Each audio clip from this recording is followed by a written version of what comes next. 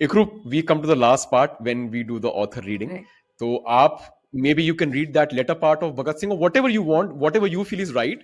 On March 23rd, a day prior to the execution, Bhagat's advocate came to see him. He had brought a book Bhagat had requested, State and Revolution by Vladimir Lenin. Bhagat in return handed him a few bundles of his writing to be surreptitiously smuggled out of jail. Afterwards, he asked Bhoga, a Dalit worker who cleaned their toilets, to do him the honor of cooking his last meal for him. Bhoga promised to bring a meal cooked by him the next day. He knew time was short. As the day progressed and the shadows grew longer, the jail warden paid a visit to Bhagat's prison cell. The execution, which had been scheduled for next morning, was going to take place 12 hours early. An evening execution was unusual, but then nothing about this trial had been routine. And so this last bit of disregard for protocol was unsurprising. The jailer said, "Bhagat, it's time." Bhagat replied, "Give me a minute. I'm just about to finish this chapter." In anticipation of the execution, protesters had begun to gather outside the central jail. The Punjab administration had deployed a large police force to counter any disturbances. Inquilab Zindabad. Bhagat, Sukhdev, and Rajguru began their last walk down the jail corridor in the last rays of the setting sun. Their voices remained determined in their demand for a revolution. No magistrate was willing to supervise the hanging, and so an honorary judge was secretly ushered in. Hearing them, other prisoners joined in, and the jail corridors began to ring with the same rallying cry. The collective roar of Inquilab Zindabad became so loud that it alerted the protesters gathered outside. The shouts were also heard by residents of homes nearby. The jail warden said, "Here, you can wear this." Bhagat Singh replied, "What is this?" He was handed a head covering, and the jail warden said, "This is for your convenience." Bhagat tossed it back at the jail warden and said, "You see, we have nothing to hide." They embraced each other for the last time. And then there is a vision of the hanging that they're standing on the podium and they scream out Inquilab Zindabad, shout it out for the one last time. After the hanging, the authorities continued with their paranoid behavior. The bodies were chopped up and put in sacks. In order to avoid detection by a handful of protesters outside the jail, a back wall of the compound was broken down. The bodies were then taken in a vehicle to the banks of the Satluj to be cremated. Ironically, a Hindu and a Sikh priest were picked up to perform their last rites. When their pyre was set ablaze, it was visible for miles. People from a nearby village became suspicious and decided to inspect the activity.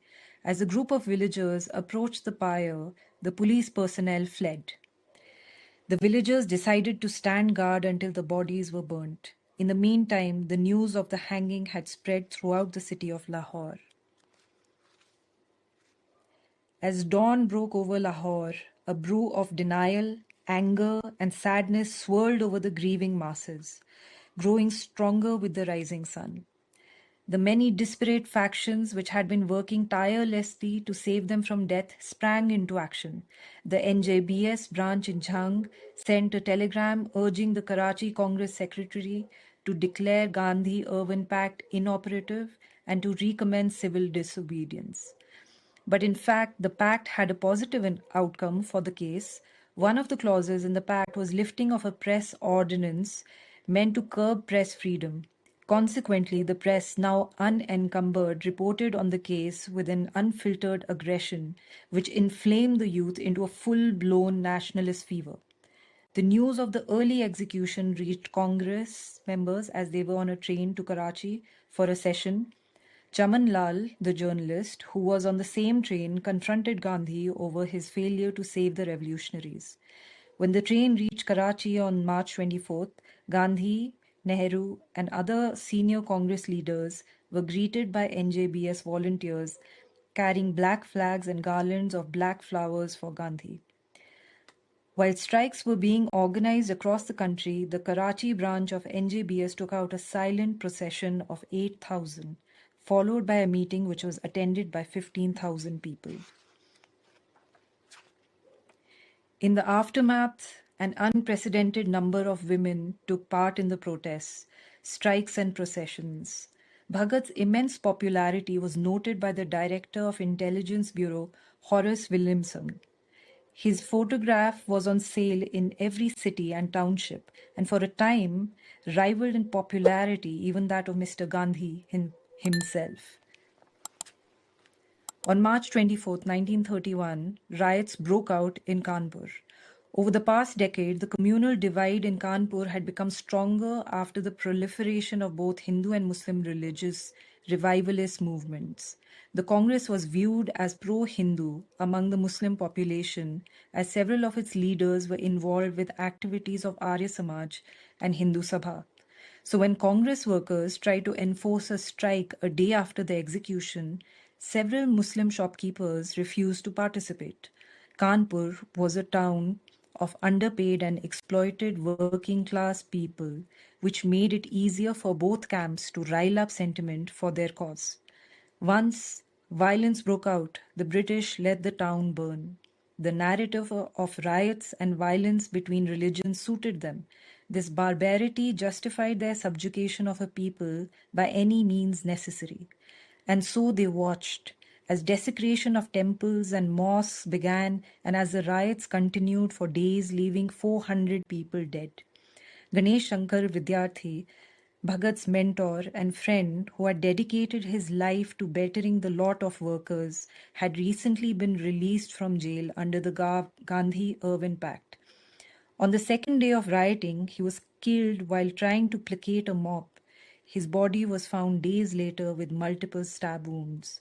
He was 40. Gandhi, in an interview to the Karachi press, spoke of his failure in being able to save the three from death. He also elaborated upon his view on true bravery. In this country of self suppression and timidity, almost bordering on cowardice, we cannot have too much bravery, too much self sacrifice.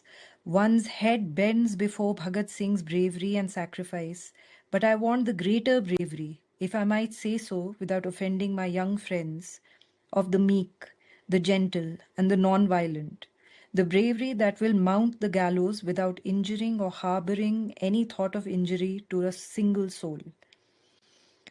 The 45th annual session of Congress began on March 26 in Karachi.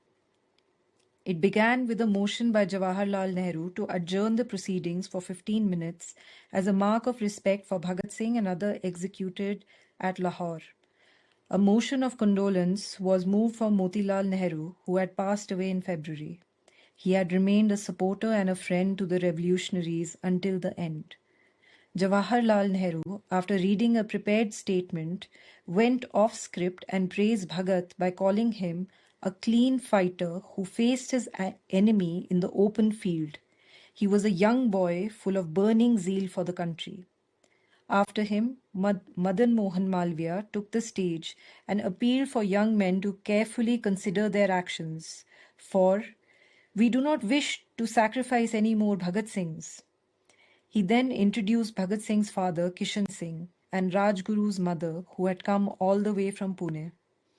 Kishan Singh took the stage and spoke for half an hour, amidst applause and chants of Bhagat Singh Zindabad.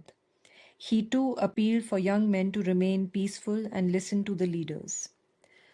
For months after the hanging, particularly between April to December, the incidents of violence against the state and its keepers grew exponentially. Incidents of young people taking to violence who were keen on following Bhagat's footsteps to martyrdom were seen across North India, more so in the states of Punjab and Bengal. One of the attacks was a first of its kind in which two young women from Bengal, Shanti Ghosh and Sunidhi Chaudhary, shot dead a British magistrate. The HSRA sent out leaflets congratulating the two. Unfortunately, it was the beginning of the end for the HSRA. All their leaders were either dead, behind bars, or absconding. It was going to be next to impossible for them to recover from this debacle without organizational talent of Bhagat Singh, Azad, Sukhdev, Rajguru, and Vora. Another blow to HSRA were the deaths of their main intermediaries, Motilal Nehru and Ganesh Shankar Vidyarthi. They had been a source of strength both financially and ideologically. Jawaharlal Nehru was keen to wipe the slate clean as suspicion had been growing in the Colonial Intelligence Bureau over support extended to the revolutionaries by the senior cadre of the Congress. Distancing himself further away from the revolutionaries, Jawaharlal openly rejected the accusation of using the dual strategy of exerting pressure on the government using both violence and non-violence. Chaman Lal, another important link between the Congress, newspaper media, and the revolutionaries, decided to move away from politics and chose to travel the world. This worried the Scotland Yard to the degree that they opened a file on him and declared him a mischievous person who is apt to cause trouble wherever he goes.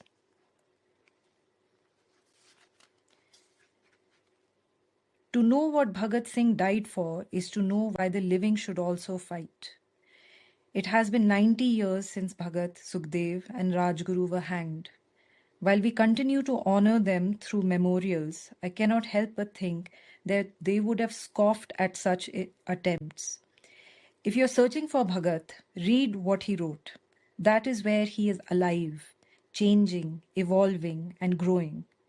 An inert statue of him, in a likeness according to our taste, is a reflection of who we are, not of who he was. Let's not allocate his memory to the center, the left, or the right in politics or in a park, a chauraha, a marketplace, a college, or a colony.